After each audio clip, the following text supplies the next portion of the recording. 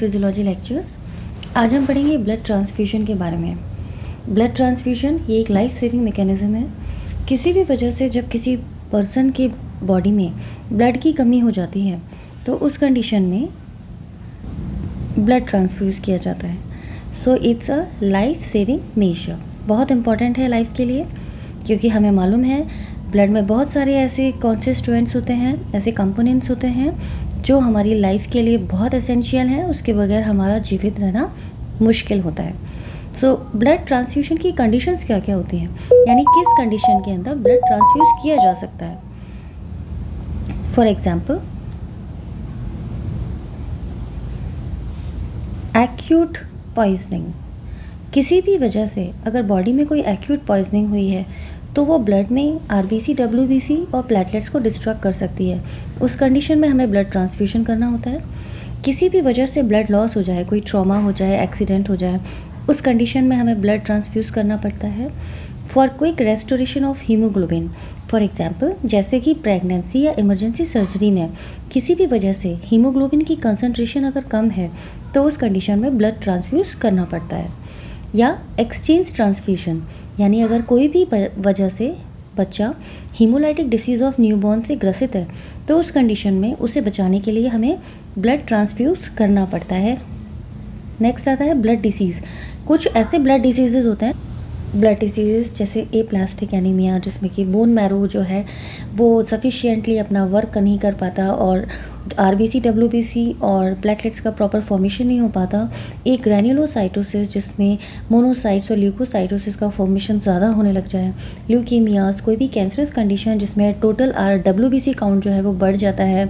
Haemophilia, जिसमें factor 8 importantly और इसके अलावा फैक्टर 10th और 11th के अलावा की जो कमी होती है, जैसे कि फैक्टर 9th और फैक्टर 11th, अगर इनकी कमी हो जाती है तो पर्सन हीमोफीलिया ए, बी और सी से ग्रसित हो जाता है। परप्यूरा, जिसमें प्लेटलेट्स से रिलेटेड जो भी डिसीज़ हैं जिसकी वजह से प्लेटलेट फॉर्मेशन या क्लॉटिंग डिफेक्ट्स आने शुरू हो जाते हैं। तो इन सब कंडीशन में ब्लड ट्रांसफ्यूजन जो है वो नीडेड हो जाता है। ब्लड ट्रांसफ्यूजन की भी कंडीशंस ये होती हैं कि अगर सपोज़ प्लेटलेट्स की कमी होती है तो हम सिर्फ प्लेटलेट ट्रांसफ्यूज़ करते हैं। जब होल ब्लड लॉस होता है तो हम होल ब्लड ट्रांसफ्यूज़ करते हैं। जैसी रिक्वायरमेंट होती है उस हिसाब से हम ट्रांसफ्यूजन को आगे प्रोसीड करते हैं। आगे हम देखते हैं कि डोनर और रेसिपिएंट की क्या कंडीशन होती है। देखिए, डोनर एक ऐसा पर्सन होना चाहिए जो हेल्दी हो, 18 से 60 साल उसकी उम्र हो। प्रेग्नेंट या लैक्टेटिंग मदर्स को हम इसमें एक्सक्लूड करते हैं, ठीक है, ब्लड डोनेट नहीं करना प्रेफर करते हैं। डोनर जो है who suffer from AIDS, viral hepatitis, malaria, syphilis, उन सब को हम एक्सक्लूड करते हैं, जिससे ब्लड ट्रांसफ्यूजन के द्वारा जिस भी रेसिपिएंट में भी ब्लड ट्रांसफ्यूज किया जाए वो इन सभी बीमारियों से ग्रसित ना हो जाए। अब इसके लिए सबसे इम्पॉर्टेंट चीज़ आती है क्रॉस मैचिंग, जिसे हम प्रिकॉशंस में रखते हैं। क्रॉस मैचिंग क्या चीज़ होती है? हम जानते हैं कि हमारे पास आरबीसी मेम्ब्रेन पे एंटीजन होता है। क्या होता है? एंटीजन। और ये एंटीजन ए या बी कोई भी हो सकता है, ठीक है। इसके अलावा जब ये दोनों प्रेजेंट होते हैं तो वो ए बी होता है, और जब ये दोनों एब्सेंट होते हैं तो वो ओ होता है। तो इस कंडीशन के अनुसार ही A B O blood group को 4 बार में डिवाइड किया गया है। पहला है A blood group, B blood group, दूसरा ए बी और चौथा ओ। अब एंटीबॉडीज़ कहाँ हैं? एंटीबॉडीज़ हैं प्लाज्मा में।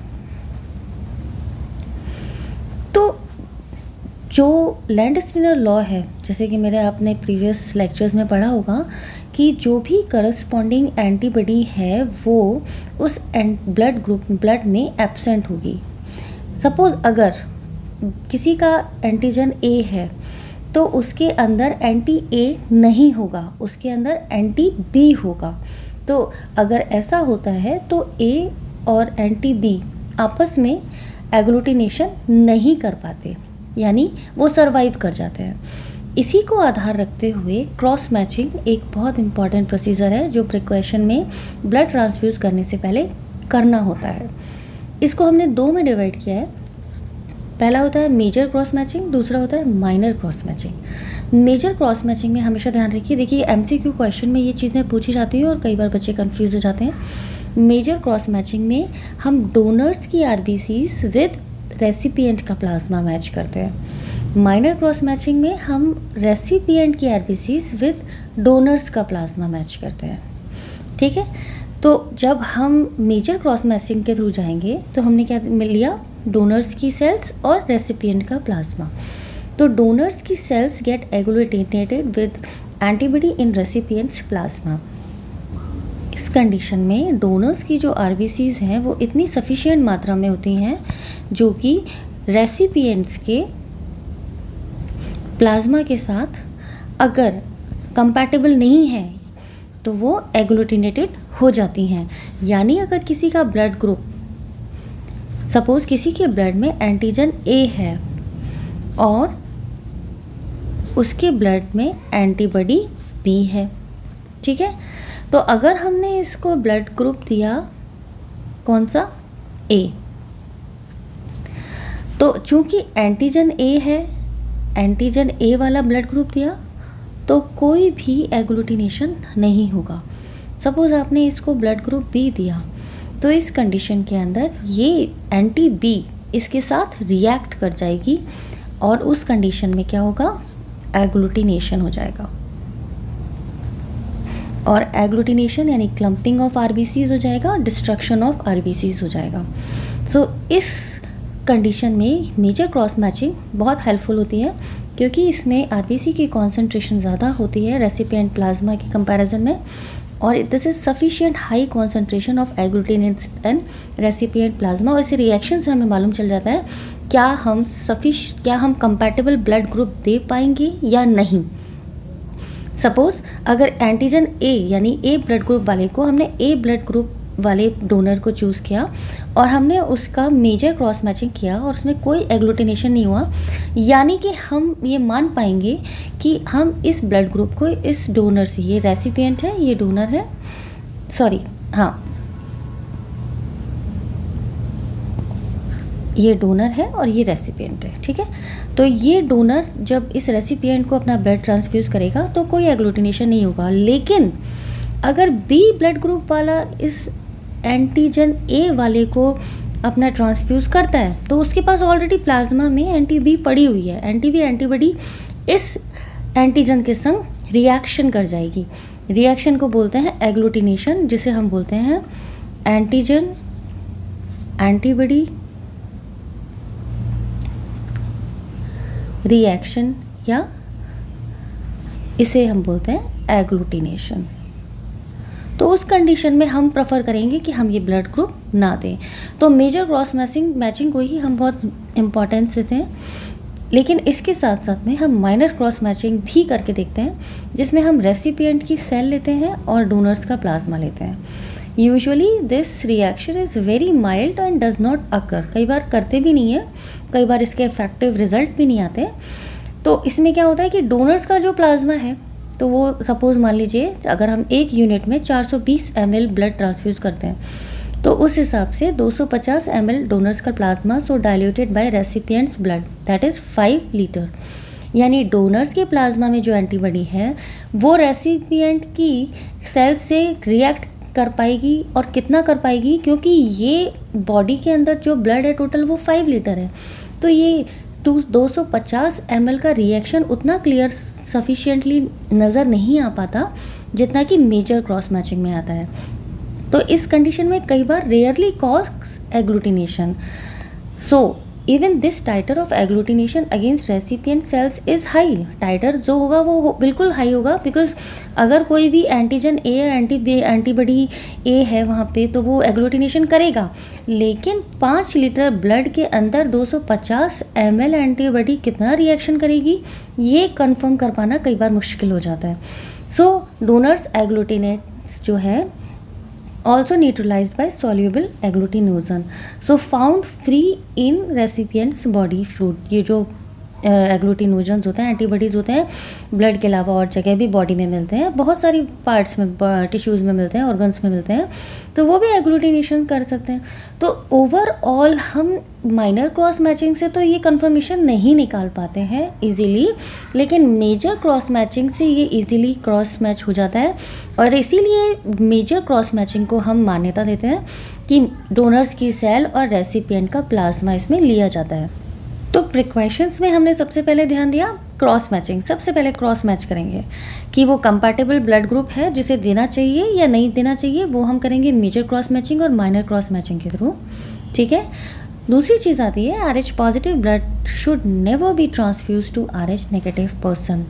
For the females it's before menopause. अब ऐसा क्यों कहा गया? क्योंकि RH पॉजिटिव जो फैक्टर है, इसका मतलब उस ब्लड में एंटीजन BD जो प्रेजेंट है। अब अगर इसको आपने RH नेगेटिव पर्सन को ट्रांसफ्यूज़ कर दिया, तो आपको मालूम होना चाहिए कि RH एंटीबॉडी जो होती है वो नेचुरल अकरिंग नहीं होती, लेकिन किसी भी RH पॉजिटिव ब्लड ग्रुप के RH नेगेटिव ब्लड ग्रुप के संपर्क में आने पे वो एंटीबॉडी डेवलप कर देता है,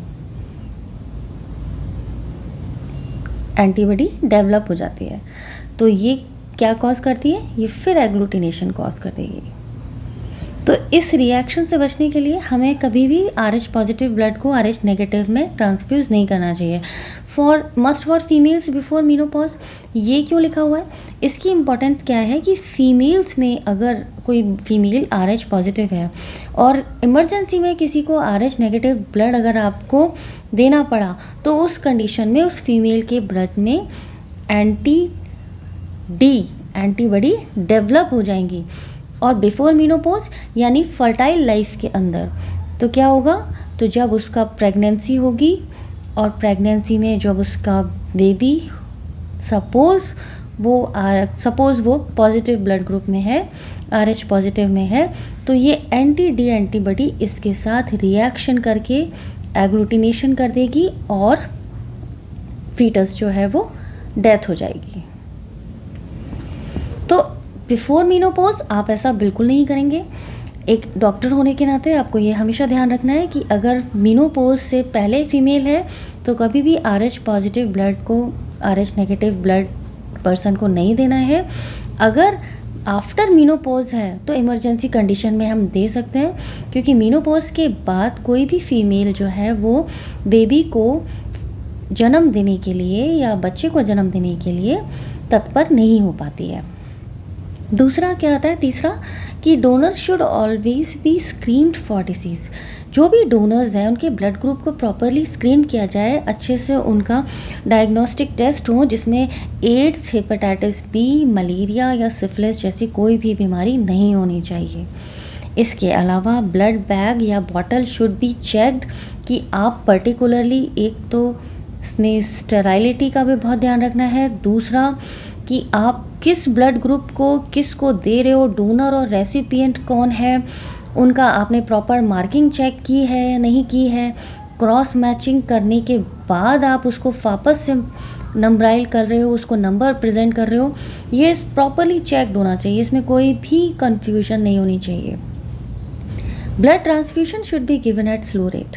हाई रेट पे कभी भी ब्लड ट्रांसफ्यूज नहीं करना चाहिए, क्योंकि रैपिड ट्रांसफ्यूजन की वजह से due to citrate present in stored blood में जब हम ब्लड को ब्लड बैंक में स्टोर करते हैं तो उसमें सिट्रेट प्रेजेंट होता है, जिसकी वजह से कैल्शियम कीलेशन हो जाता है, कैल्शियम आयन ऑलरेडी कम हो जाते हैं।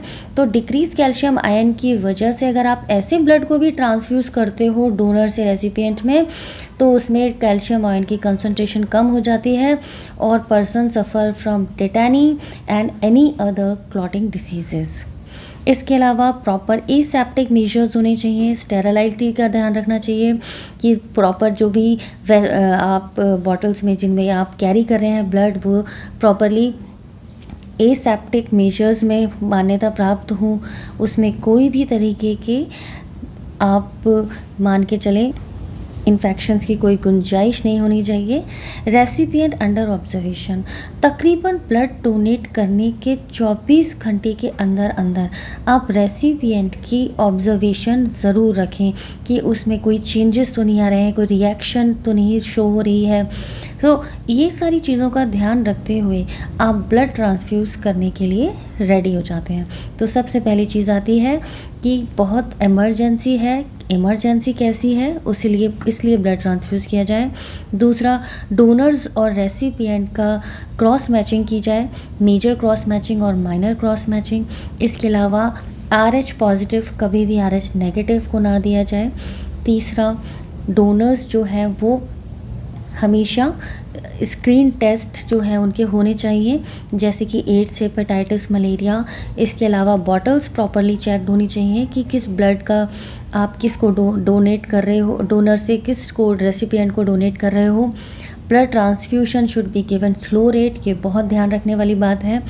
और हमेशा ध्यान रखें एसेप्टिक मेजर्स होने चाहिए। और रेसिपिएंट जो है वो ऑब्जर्वेशन में 24 घंटे तो मिनिमम रखना चाहिए। इसके अंदर कोई भी रिएक्शंस हो जिसे आप कंफर्म कर पाएँ कि अगर कोई रिएक्शंस नहीं हो रही यानी आपका ब्लड ट्रांसफ्यूशन जो है वो करेक्ट गया है। सो आई होप कि ब्लड ट्रांसफ्यूशन से रिलेटेड आप इस चैप्टर को समझ पाए होंगे और इस पर रिलेटेड क्वेश्चंस के आंसर्स आप दे पाएँ। So thank you, wish you all the best, good luck to you.